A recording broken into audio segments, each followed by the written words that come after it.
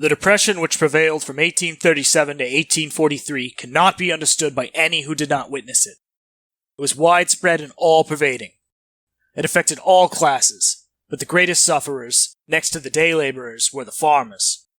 Everything which the farmer had to sell had to be disposed of in barter or for currency at ruinous prices. Many were out of employment. After years of dramatic mismanagement of the economy, a crisis struck America in 1837.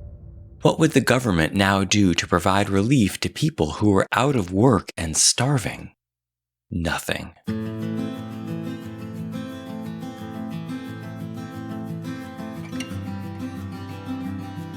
Those who look to the actions of government for specific aid to the citizen to relieve embarrassments arising from losses by revulsions in commerce and credit lose sight of the ends for which it was created and the powers with which it is clothed.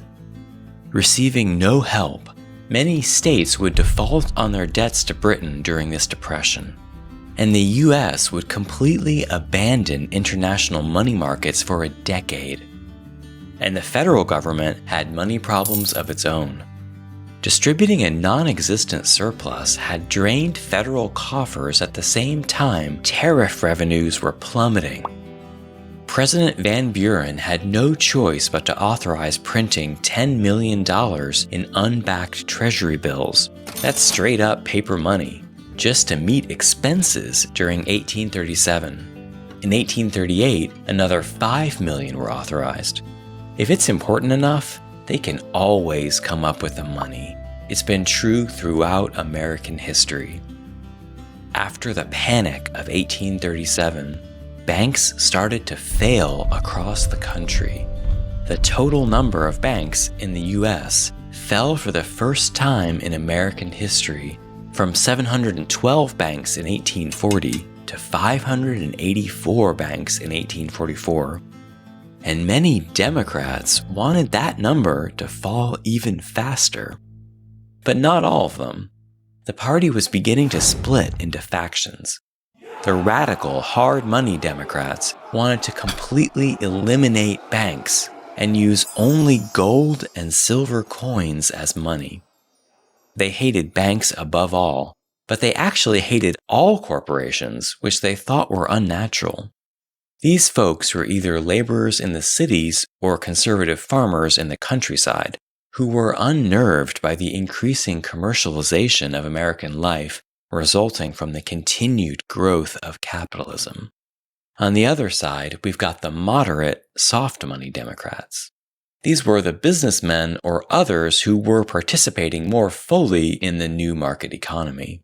They liked capitalism just fine, unlike the hard money Dems, but they wanted some additional regulations like banning low-denomination banknotes. They wanted to use coins. And they wanted other reforms too, like raising reserve requirements to make banks safer and more stable. They thought reform could prevent banks from causing panics and other problems in the future. The opposition to the Democratic Party in these days were the Whigs. Even more than the soft Democrats, the Whigs loved banks. They wanted to bring back the central bank and even pushed to establish free banking laws.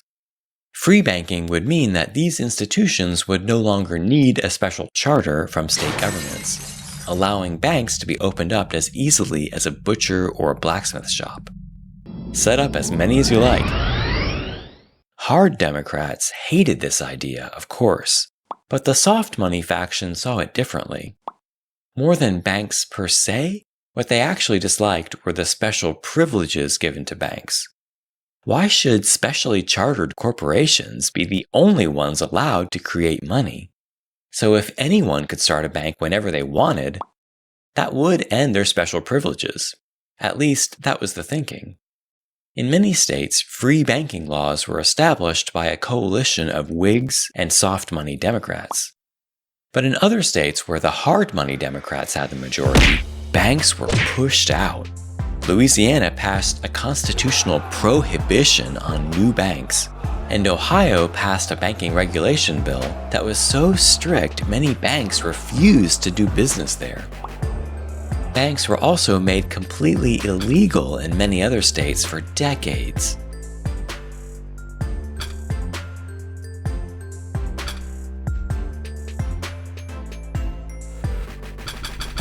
This horrified the business community, of course. But back then, most regular people hadn't yet become accustomed to the ebb and flow of the capitalist business cycle that we've been conditioned to accept today. They thought banks were the cause of their suffering, and they wouldn't stand for it. Throughout the Depression, banks would suspend and resume specie payments off and on as needed. In January of 1842, the Bank of Cincinnati informed a large and irate crowd gathering outside that they could no longer redeem their banknotes in gold. How'd they take this news, do you think? According to the Philadelphia Public Ledger, the crowd immediately entered the bank and commenced the demolition of everything they could lay their hands on. Books, papers, desks, and counters were thrown into the street. The mob then attacked with crowbars and sledgehammers. During this operation, the sheriff made his appearance, but he might as well have preached to the winds and reasoned with despair. The rioters drove the sheriff off the ground, forced open the vault, and rifled a considerable amount of money in notes and specie. That's the way they rolled in the 19th century. Even though he was out of office, Andrew Jackson still spoke for the common man. Now is the time to separate government from all banks. Receive and disperse the revenue in nothing but gold and silver coin, and the circulation of coin through all public disbursements will regulate the currency forever hereafter. Banks were not going to be made illegal in New York City, though. Still, a radical anti-bank faction of workers was out in the streets demanding change. They had already organized a protest of high bread prices in 1837, which had turned into a riot with hungry workers breaking into nearby stores. They stole 500 barrels of flour and 1,000 bushels of wheat to feed their families. This was the Equal Rights Party, also known as the Locofocos, a nickname derived from the friction match which had been recently invented. New York was Van Buren's home state, and while the Locofocos did support and vote for him, they also demanded that he do something to stand up for them against the banks, and they weren't taking no for an answer. As a way to placate them, Van Buren came up with a policy endorsed by Andrew Jackson, which was to enact a complete separation of government and the banking system. This was known as the independent treasury, another terrible Jacksonian idea that would plague the American financial system until the 20th century. The independent treasury is basically just a set of giant vaults which the government would use to store its gold and silver. So the coins wouldn't need to go to a bank anymore for storage. While I agree that irresponsible banks shouldn't be getting government deposits, this system also has major downsides.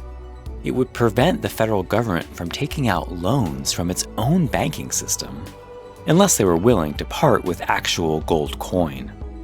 It meant the government would use one currency, and everyone else would use another, which would be created and maintained solely by the banks. But the Locofocos gave it the thumbs up, and I do understand the urge to separate the public and private spheres. But the independent treasury, combined with free banking, didn't result in a government that would stand up for the people. Just the opposite. This was pure laissez-faire economics. The banks could now do whatever they wanted, with no help, but also no regulation from the federal government. The Depression that started in 1837 would last until 1844.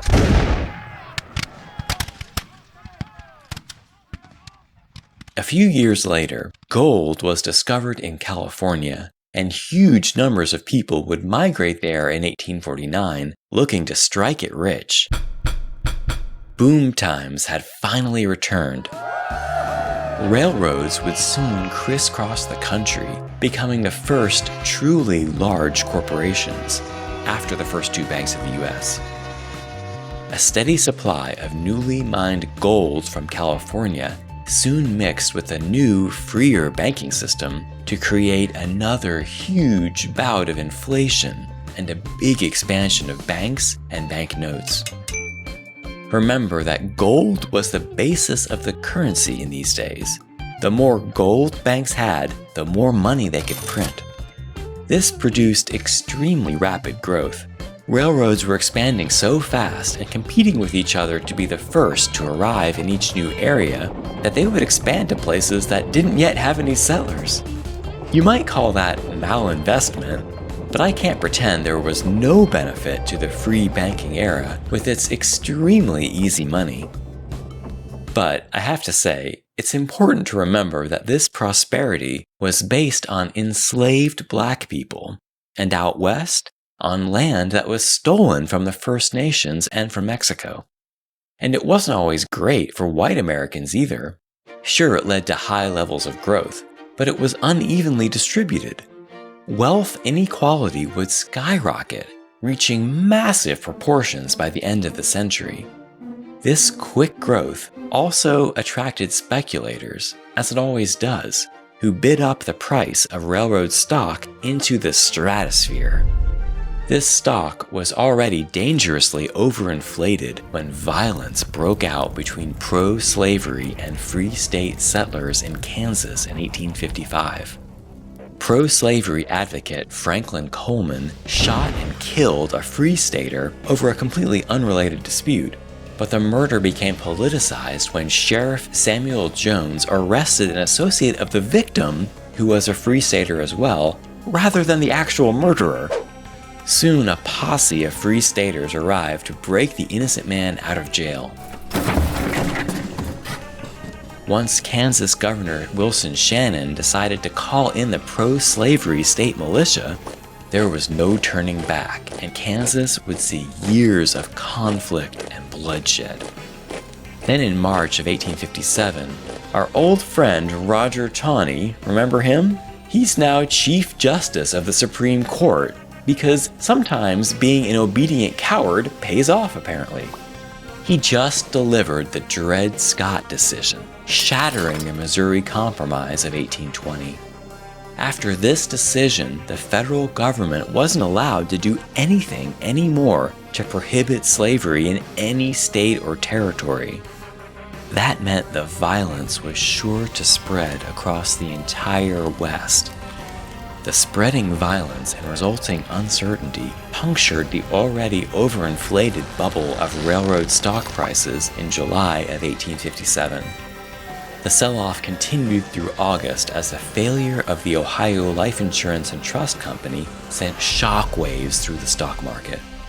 Now the uncertainty turned into a full-blown panic. While the Panic of 1857 was short-lived, it was important because it left the South mostly untouched, while the North and West were still suffering until about 1859. This fueled Southerners' sense of entitlement and their feeling that the North needed them, not the other way around. In coming years, they felt emboldened to make bigger and bigger demands until finally they broke from the Union entirely after the election of President Abraham Lincoln. Upon taking office in 1861, as if there wasn't enough to worry about, Lincoln also had to cope with the reality that the Union had an empty treasury with no one willing to loan them money. Why does this happen every single war? Who's in charge of this country? The Union had a fragmented and anemic banking system, the gift of Andrew Jackson, which was not at all prepared for the long war ahead.